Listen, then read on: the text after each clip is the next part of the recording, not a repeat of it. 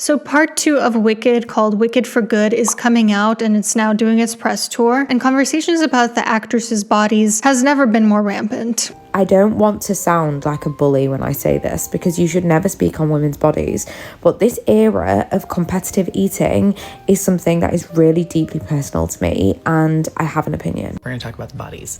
The first and arguably most obvious point is that I had an eating disorder, so I don't love to watch that happen in real time, obviously. And honestly, I think people are completely missing the point, because in my opinion, we are being rage baited in real time. Not just with Wicked, but with other things too. People are starting to realize that triggering women's body image issues is a very effective marketing strategy. So strap in, because today I'm going to break down how I believe we are being trolled.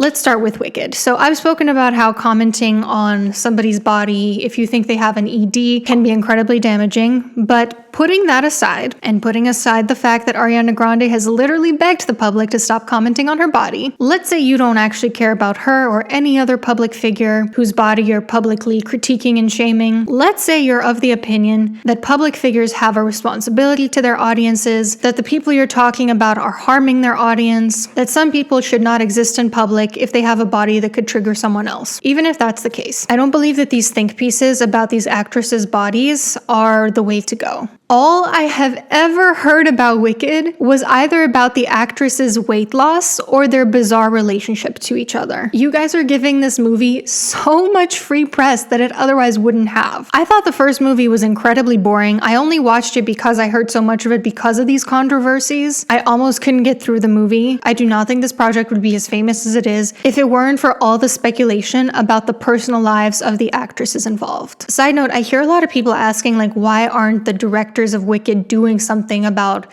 how emaciated their actresses look? First of all, I'm sure that would be some form of workplace harassment. I don't know about you guys, but where I'm from, an employer coming to you and commenting on your body is a big no-no. Secondly, why would they? They are incentivized to get as many people talking about their movie as possible. Whether it's good press, bad press, it doesn't matter. It's no skin off their back if Ariana Grande is being shamed for having bones. If anything, they are profiting off of this. Now, I don't think the people in charge of Wicked are doing this on purpose or told the actresses to lose weight. But I do think they're still profiting off of the outrage this has sparked. They're essentially benefiting off of a super effective marketing strategy that I see all the time these days. The enragement of women with body image issues. In this context specifically, a lot of women have EDs or a history of ED, like myself. And when they see very emaciated bodies suddenly coming in style again in Hollywood, it's triggering to them. It's bringing up a lot of conversations in therapy about how, they want to start restricting again or they feel ashamed of their bodies. It's understandable that women feel this way, absolutely. Even who I consider myself fully healed from my ED, when I look at Ariana Grande, I think, man, I remember how rewarding that felt back in the days. And I also completely understand wanting to commiserate that with other people, wanting to find community, find people who are in the same boat as you and be yeah, I'm triggered by this too, let's talk about it. But I think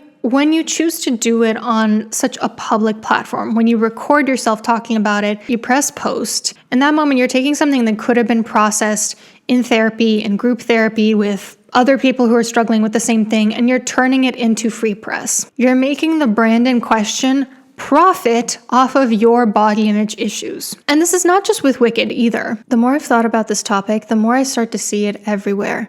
For example, the Kardashians are the classic example of rage bait marketing. Anytime a new season of their show or a new product is coming out, some drama unfolds in their personal lives that makes viewers angry and gets them talking more about the Kardashians. It's undeniable that they financially profit off of people's rage. But this specific phenomenon that I'm talking about, profiting off of rage baiting women's body image insecurities specifically, specifically is also increasing in prevalence. Let's take, for example, Sydney Sweeney. Basically, like every hypersexualized Sydney Sweeney ad since her breakup, I think is also profiting off of rage-baiting women's body image issues. Once upon a time, Sydney used to lament that she was hypersexualized online. Nowadays, it seems like she keeps trying to one-up herself and how outrageous she can get. I think there's a big difference between a woman simply expressing herself in a sexy way and hypersexualizing herself to such a degree and just like continuously one-upping it, where like you have to wonder, like, are you rage baiting people? I mean, like, yeah, we know that like sex sells, of course, like that's what gets people's attention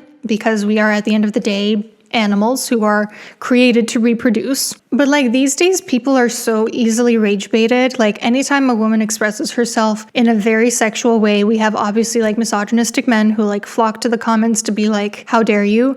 But also we have like insecure women who get rage baited by it as well. So I'm just wondering, like, do you think it's gone beyond just like sex sells at this point to more just like selling rage bait? Because that's the way it feels to me. People are realizing that there's a lot of money to be made from rage baiting people. Sydney Sweeney promoting a product in a super flattering dress doesn't hit quite as hard as Sydney Sweeney selling bathwater to freaks. Her wearing something with cleavage that's not going to get people talking quite as much as her attending a women's empowerment gala in a completely see-through dress. I think Nara Smith kind of follows a similar playbook, just in a different way. The more elaborate her outfit, the more impressive of a meal she can make from scratch, the more she can flaunt her idyllic relationship on camera, the more it'll spark envy of women who are like, I don't have that and I want that, or like I don't have the time or the resources to do what she's doing and like she's making the rest of us look worse. So that sparks rage bait engagement. Her videos then get pushed out to more people and she makes more money. But listen, I'm gonna need to defend Nara for a second, even though I got in trouble the last time I did this, but like, I don't know if you guys realize this, but when you say something really rudely to another person,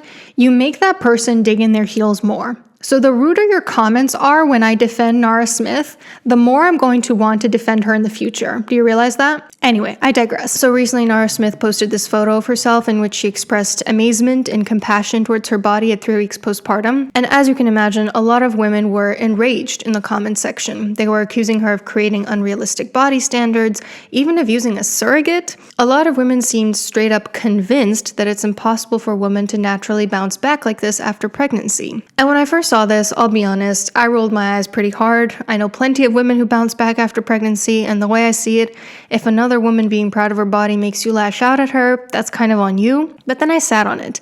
I kept feeling like this was targeting some sort of blind spot of mine, so I reflected on it some more, and then I realized what it was. While I myself can't relate to envying a woman for her postpartum body, there are plenty of other things that people post postpartum that do enrage me, namely people who brag about how well their babies sleep. This is because, quite frankly, I haven't slept through the night in over 7 months. My baby, although they are an absolute joy, is not a very good sleeper. It feels like absolute torture, and I keep getting sick because of how shot my immune system is, and there's simply no end in sight. So when I see other parents doing what I perceive as bragging about how well their baby sleeps online, it makes me pretty mad. It makes me feel like, damn, I really want that, and it feels completely out of reach to me. It feels like they're just pouring salt on my wound. Why can't they just be quiet about how good they have it? So then I realized, oh, I've been operating under a double standard here. I expect other women to just get over it when their body image insecurities are rage baited, but I myself also get rage baited when something stirs my envy. So it just kind of allowed me to have a little bit more empathy for the women this photo triggered. However, here's what I fear we all must still grapple with. When something enrages us and stirs our envy, that's on us to regulate without lashing out at other people. Because unfortunately, whether we like it or not, there will always exist people who have something we want and that feels unachievable to us. What are you going to do when you see a real-life Nara Smith in your social circle? Are you going to get angry at her because she exists in a body that you wish you had, or because she's wearing a crop top at 3 weeks postpartum? Not only that, but people also have a right to talk about the things that make us envious, how good of a sleeper their baby is, or how grateful they are to their body postpartum, or whatever else. And we have a right to feel however we want about that, but also responsibility to regulate those feelings so that we don't lash out in the way we express them. Let me give you another personal example. I used to hate the Victoria's Secret fashion show because every November growing up, I knew my ED was going to get majorly triggered. But then I actually worked on my own triggers. I actually overcame my ED and accepted, listen, this is the body I'm currently inhabiting. I can either choose to stay mad about it, I can choose to do something about it, or I can just accept that this is life. And after going through that experience, I could look at these women and not feel anger or envy anymore. I could see them as human beings rather than reminders of my own insecurities. And nowadays, when I see Victoria's Secret anywhere, instead of feeling angry that it contributed to my ED, I feel pretty neutrally about them. And ironically, it's neutrality that kills rage bait, that prevents them from profiting off of our issues. My point is this. Rage bait marketing that targets our insecurities and our envy will stop working the moment we decide to turn that attention inwards instead of lashing out externally. Once we regulate our own emotions and practice acceptance of the fact that sometimes other people have things that aren't achievable to us, we will not only be at peace, but we will be less easily manipulated by this type of marketing. I'm just wondering, when did we as women start expecting other women to humble themselves, to make sure no other woman compares herself, to hide away her body in case it might hurt someone else's feelings? We are responsible for dealing with our own feelings. If in the real world I'm an asshole to a woman for showing off her abs 3 weeks postpartum, that's not acceptable. So why is it different when it's a photo? Ultimately, I do feel like public figures are allowed to exist in a body that might be damaging to other people. Because what are you essentially saying if that's not the case? Anyone who's battling a disease, psychological or otherwise, cannot exist in a public space in case it might harm somebody else who sees them? And do we also apply that to things like binge eating disorder? Do we also tell people you're normalizing a dangerous body type then? No, of course not. They are both ridiculous. Women are allowed to exist in whatever body they inhabit, and they're allowed to do so publicly. And it's not their responsibility how anyone else feels about it. When I hear everyone criticizing the cast of Wicked for being dangerously skinny, as a person with eating disorder, all I hear is, I disapprove of bodies. Bodies are for my approval. Bodies are things to look at and to judge. And I have to say that if bodies were just morally neutral and they were just what we look like, and whatever we're going through is going to look like it looks.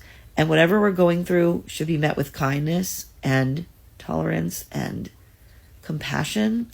If that just happened, then people wouldn't need to resort to extreme measures to change the way their body looks, because it wouldn't matter what your body looks like.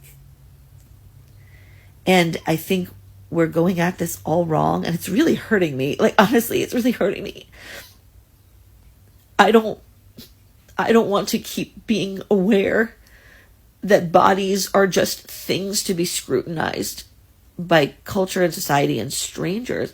What is your criticism doing for them? It's hurting them. The movie will be tainted for me, not because they're victims of a problem, possibly, but because it's just a measurement of the fact that we're always looking at each other's body.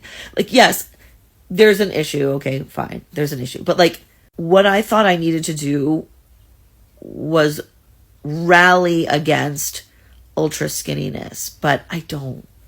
We don't need to judge that. We need to help people or shut the fuck up. And I don't think we're doing either. And it hurts me. I think this is the danger of turning feminism into something so collectivistic. It ceases to be feminism if we decide that other women's bodies are the property of the collective of women as a whole. If we need to first get a vote from other women, like, hey, does this make you uncomfortable before I embody my own body? The solution, in my opinion, is to stop falling for rage bait. If you find yourself being triggered by something you see, if it makes you feel insecure about your own body, please, I encourage you to process that in therapy. It's really important. But falling for rage bait is a choice. It's a choice to not process through that and regulate your emotions about it. And we need to all be aware, I think especially women, that rage bait is all the rage these days. Brands and individuals are going to increasingly continue to enrage us because it's profitable. Trigger us, get to our deepest insecurities. It's your choice. Are you going to let them? Hope you have a nice rest of the week and see you later.